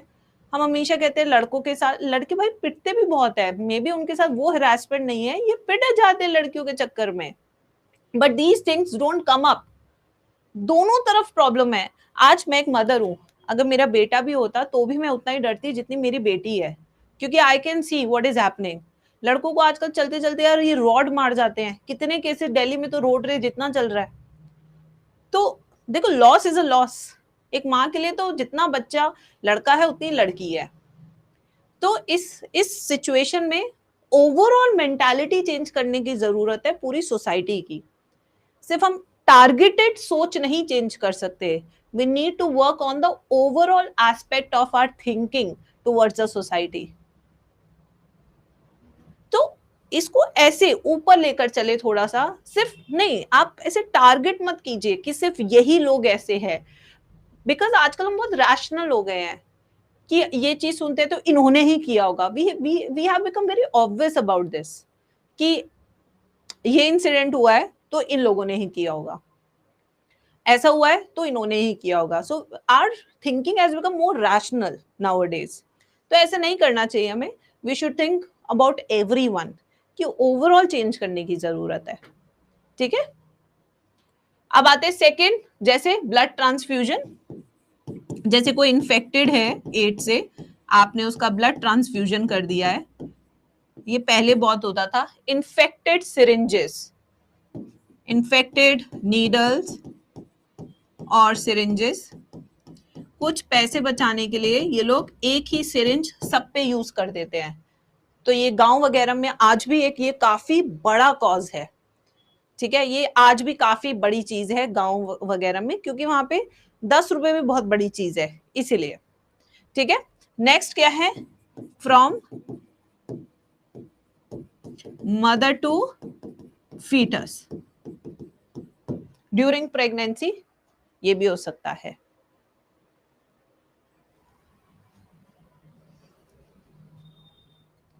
अब हम आएंगे structure of HIV। Drug abusers are more prone to this because they share needles. We can write this. Drug abusers with intravenous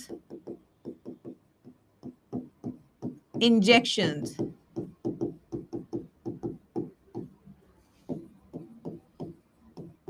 are more vulnerable. क्योंकि बैठे बैठे सेम नीडल से ही ड्रग्स डालते रहते हैं। Tattoo making a needle infected है, yes. समझ रहे हो ना, मतलब तुम टॉपिक, कांटेक्ट होना चाहिए ब्लड के साथ तभी फैलेगा, वरना नहीं। जैसे किसी एड्स पेशेंट ने ऐसे फ्लाइंग किस कर दी तो उससे नहीं फैलेगा, ठीक है। नहीं बेटा तनिष्का, अब आते हैं डायग्राम बनाते हैं, स्ट्रक्चर ऑफ HIV वायरस।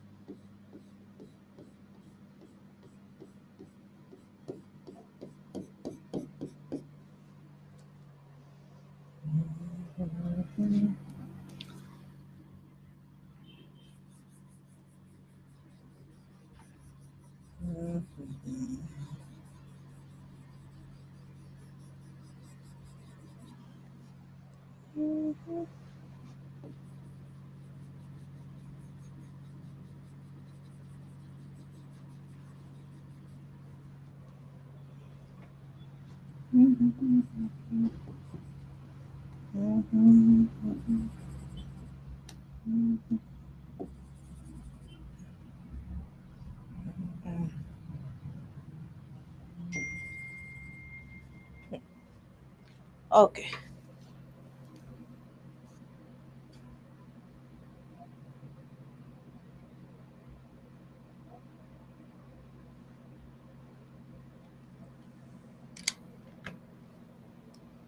अभी बताऊंगी। समीर बनाओ बेटा।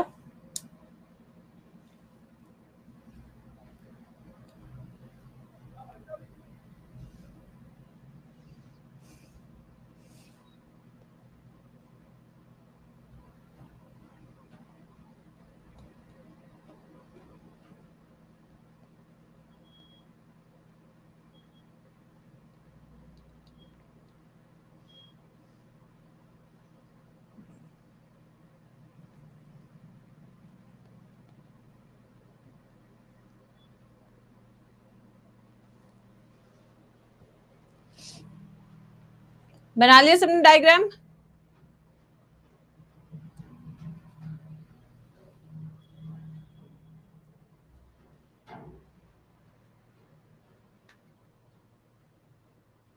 नसीब, I don't know about this.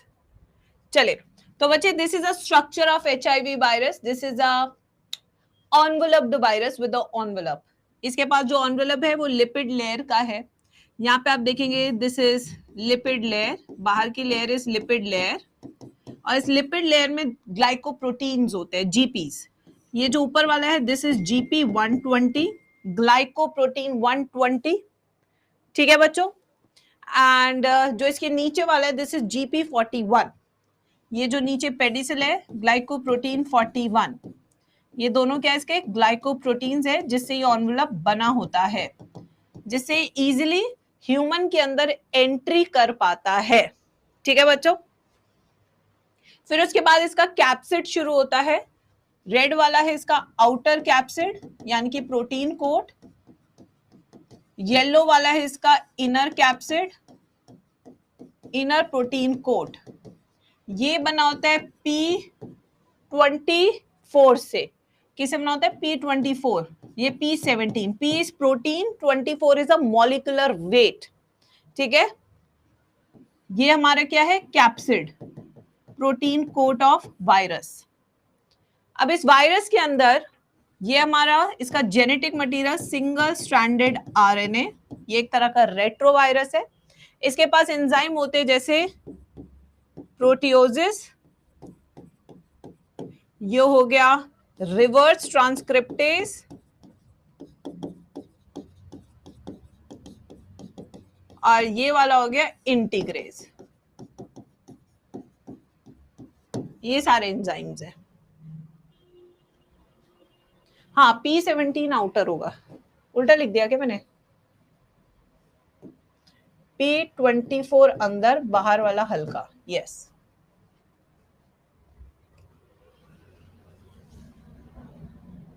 इसी पे वीडियो बन जाती.